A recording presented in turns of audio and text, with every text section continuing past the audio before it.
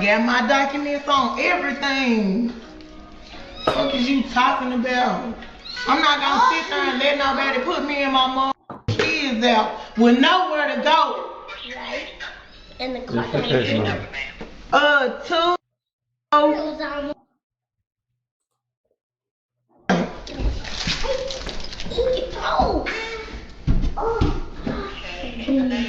LaShawn.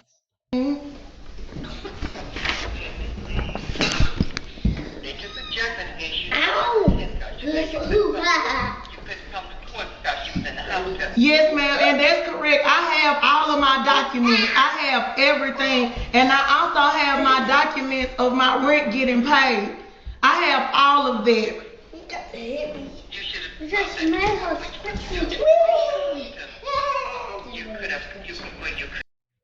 It sounds like the person on the phone is saying you should have brought your documents to court.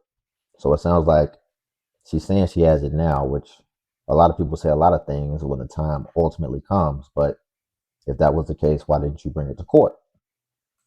I did. I called and talked to somebody. I can't remember who I talked to. I honestly did call. And I sent off an email as well. I sent the email off with my hospital document. You want to go up there? Please, because me and my children, I paid that. And me and my kids don't have nowhere to go. And they paid my rent and my light bills. They paid the balance. They paid all of that. See, what is that, Shelby? I have all of the documents. I don't want them to come in here and take my stuff out and put me and my kids out. We don't have nowhere to go and it's been paid. Like I'm telling you, it's been paid. That's exactly what they're going to do. Now, this was filed last Tuesday, 30th. It's getting paid. It just got paid. They paid it and I have all the documents. Okay, see, that's really not fair.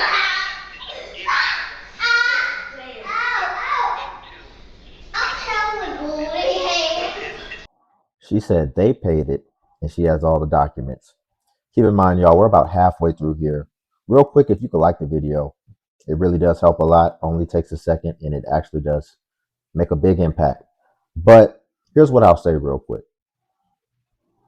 I don't understand how when in a desperate situation, and I'm going to say allegedly because technically I don't know if she's telling the truth or not, but just in general, when we review these situations, I don't understand how when you're in a desperate situation, your first instinct is to just make something up and lie, right? Not saying that's what she's doing. Personally, based off my experience and what I've seen over time, I mean, I don't think it got paid, right? They wouldn't be here if there was a track record of it getting paid.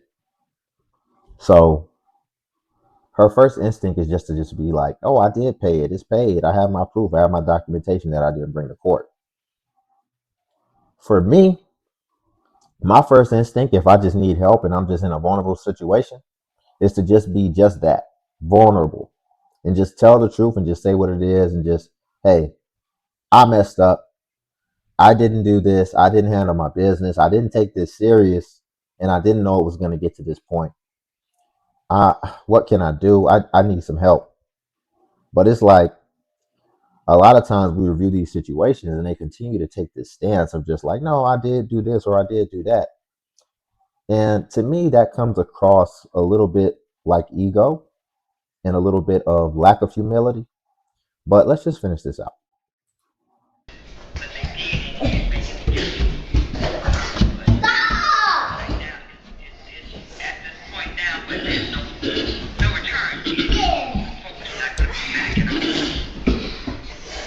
But it's been paid though.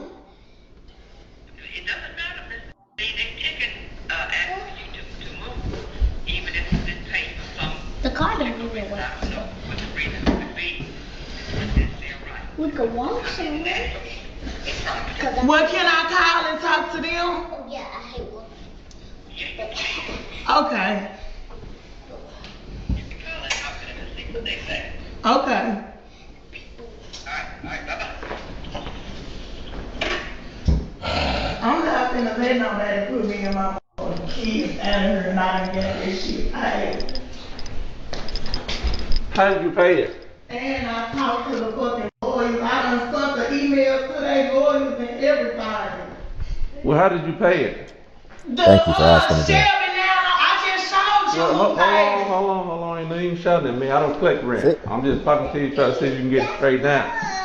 How did you pay it? And I That is a valid question. And she's like lashing out on him because he's getting closer to the truth. He's asking for verification that she swears she brought to court. And now she starts going off on him when that's valid. You keep saying you pay it. How did you pay it? What channel did you pay it through? We're trying to help you. talked to the fucking lawyers. I done sent the emails to their lawyers and everything. Well, how did you pay it? Shelby now, I just showed you who paid it. Hold on. Ain't even shouting at me. I don't collect rent. I'm just talking to you, trying to see if you can get it straight down. Right here. Here got an email right here. Everything is right here. What is that saying? Your application. It's saying that because I even got the utility to where it's saying that it's paid. The utilities paid? The utilities and the rent. Okay, well, you need to call your landlord then.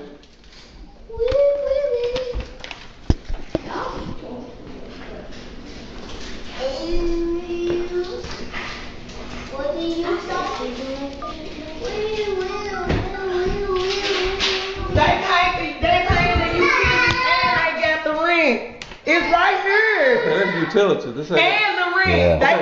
They doing both. I kept hearing her say that too when she was on the phone. She kept saying utilities. And then she said they paid that other part.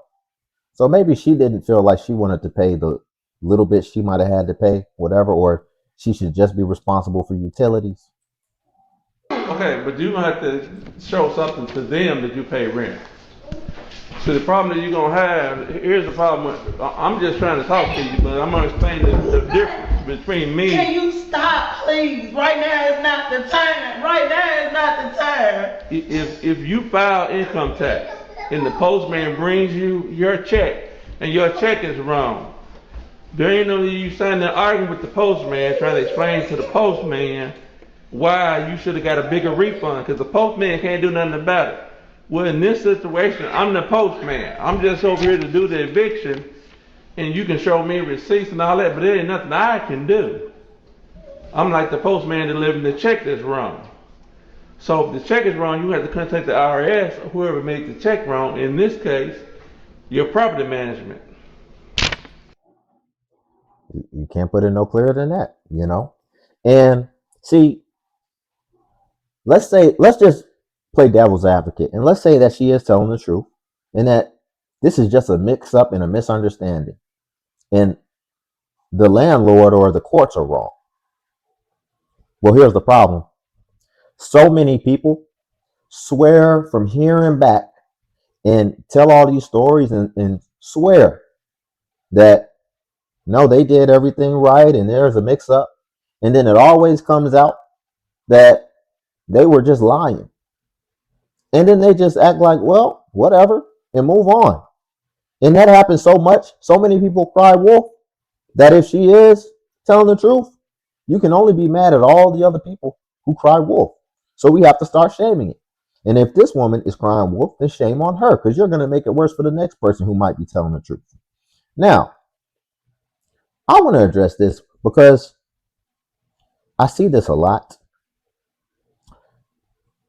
Why do we have our kids involved in all this? While she was on the stairs, the kids was like getting all in the business and listening to the phone call. Why are our kids mixed up in this? They have nothing to do with this. They can't do anything to help this, except, I guess, be used as sympathy to be able to help you. But when adults are talking and we're trying to figure this out, the kids don't need to know the situation like that. The kids just need to go off and be kids. And I see this all the time. And I think this is very wrong. And I think there's a lot of parents that like to actually lean on their kids for their own emotional stability. And I think that's wrong. But we'll just leave it there. Ultimately, more people need to stop crying wolf so that if people are telling the truth, then it doesn't just automatically get assumed that you're not. How you doing? Okay, real quick. I gotta fix my camera real quick. Okay, it ain't gonna fix. Real quick. You got a voucher? Go get a house.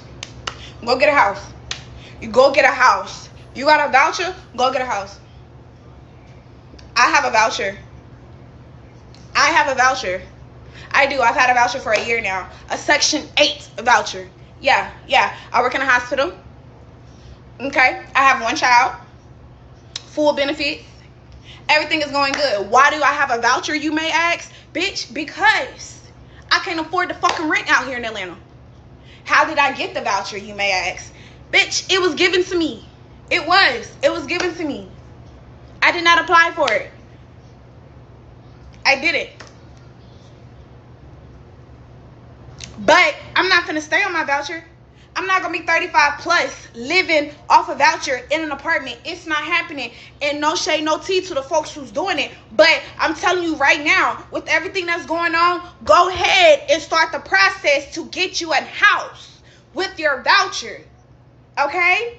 Because in the next 24 months, Shook Plum, that's gonna be me. I'm not playing. I've been down in the gutter. I've been on my back. Yes, indeed.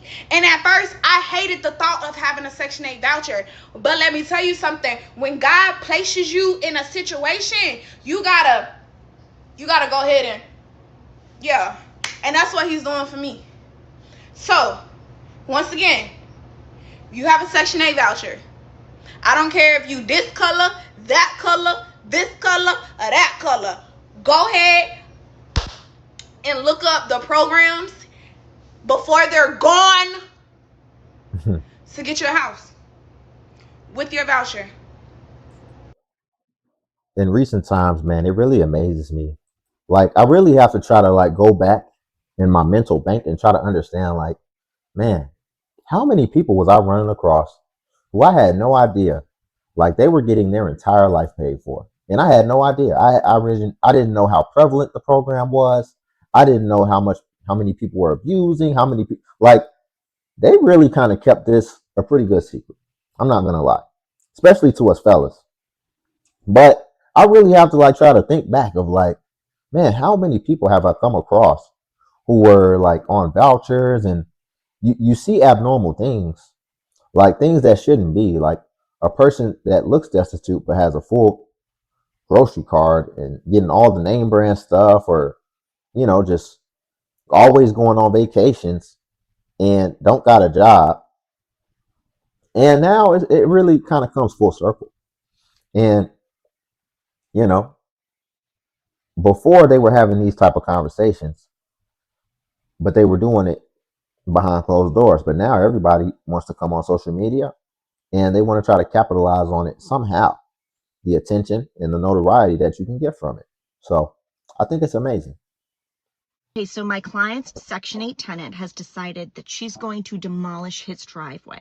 Now, this is not a standard suburban driveway. It's a rural property on 5 acres with a very long road. Don't worry, she said, she's covering the cost. If you've ever dealt with someone who's manipulative, you already know what she's doing. She has immediately framed this, by the way, major unauthorized alteration, as doing my client a favor, and that is a manipulation tactic. It's meant to lower your guard, stop you from asking questions, make you feel unreasonable for pushing back. The assumption is that no one's going to look closely at who's doing the work or how it's being done.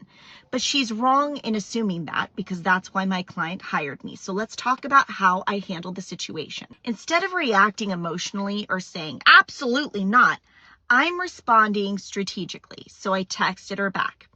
Oh, we appreciate you wanting to add value to the property. Please let me know when you've settled on a licensed contractor to do the work. Now, why did I say that?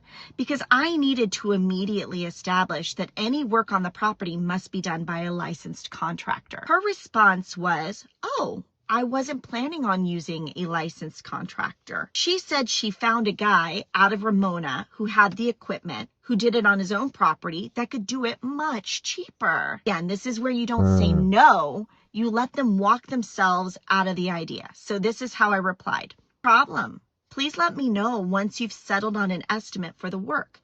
I'll need to meet with the person, review the scope of work so I can explain it to the homeowner. If the homeowner believes this will add value, they need to formally approve and sign off on the work. So why am I not just saying no to her? Well, for a few reasons. The first is she is on Section 8, she is disabled, and she definitely does have some mental health issues. I have been noticing some narcissistic behavior. I'm not a therapist, but if you go back and you listen to the story about everything that happened with this guy who was her caregiver, that's not a normal thing to do. You don't fire and block someone from coming to get their personal property, steal their personal property when they just had to go out of town because they had a relative who was in a fatal car accident. She legally changed her name a few years ago. Now that I have her previous legal name, which is completely different, not even in the same realm of... Ultimately, what she's saying is this lady's crazy and she's in this property. So we have to try to walk on eggshells so that she doesn't lose it. So even when we're like denying her, we have to walk her into it and use reverse psychology and make her think that she came up with the idea. That way she doesn't go and take a sledgehammer and put holes all through the wall and having bacon sticking up on the wall and destroy the bathrooms and destroy the toilets. That's ultimately what this comes down to. And this is kind of the dilemma you're in when you're on this Section 8 stuff, because you have to walk on eggshells as the landlord. You know, if you're getting your rent, you have to, like, as long as that's not the issue, you really don't want to disrupt things too much, because they can pretty much destroy your property and you already have to go through all these hurdles just to get them out. But they can even leave your property in bad standing. And it sounds like she has a history of this lady that she's spiteful, potentially, and maybe even a bit invasive because she changed her name. Why would somebody change their name? Maybe they didn't want to get discovered. Maybe they're trying to duck some other responsibility that may be tied up into their legal name. Ultimately, what she's saying is this lady is unstable. And so we have to try to... She actually gave good advice. But this is how you exchange leverage when you're dealing with Section 8, because when you're dealing with Section 8, although the trade-off that you take is you will get stable income because you don't have to worry about someone not paying because the government's going to pay the lion's share. But what you have to deal with is you lose leverage as far as how you deal with the people, because one, although they may be in states of destitution, sometimes they're very up on the laws and on what they can do, as well as have seen other scenarios and seen other situations. And so they're familiar with what they can get away with ultimately at the expense of you. And they don't really think much about you. They just think you're rich somewhere and you got all the money in the world, and they don't care ultimately, because there's nothing that you can take from them, because try to take money from someone who doesn't have any money is almost impossible. So we'll leave it there for today. You can like the video. I greatly appreciate it. Only takes a second and it does help out tremendously. Also, if you can hype the video, hype is a new feature that YouTube offers where it helps smaller content creators, and it actually pushes us to the extent that it pushes the larger content creators. So you just press the hype button just like you press the like button on mobile, and it'll show you the points. And since I am a smaller content creator, we actually get more points. So that is an advantage that we have at this stage. And then also Patreon's link below if you want to see self-improvement content. But until then, I'll catch you in the next video.